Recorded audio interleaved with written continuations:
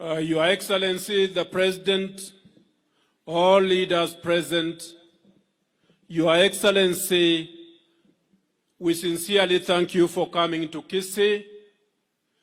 This is not the first time you have come since you took over. And I want to tell you that as leaders from this county, we are not seeing Your Excellency. The second thing we want to thank you, Your Excellency, is for your prayership. We have a president who prays for this nation continuously. We have a first lady who prays for this nation continuously. We have a deputy president who prays for this nation. And we have a pastor second lady that pray for this nation continuously. Your Excellency, this nation is noticing.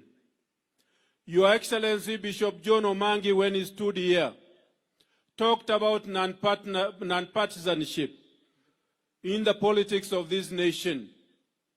And also, Bishop Nyanuga actually told us to kubali. Your Excellency, the elections are over. Myself, you know where I was, but I said that I must support you because you are a good man, Your Excellency. We sincerely support you, and we will make sure that as a community, we all come together to ensure that your government succeeds and that you get your 10 years, Your Excellency.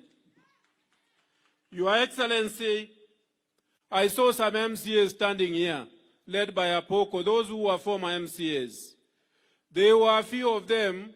The party, my party now, UDA, has only about 5 MCAs in this county. But about 45 MCAs have joined you, those who are former MCAs. And they sent me to tell you, Your Excellency, led by Apoko, I don't know Apoko where you are, that if you have time, please see them, because they come from all the wards of this county. Your Excellency, I thank you sincerely, and may God bless you. Thank you.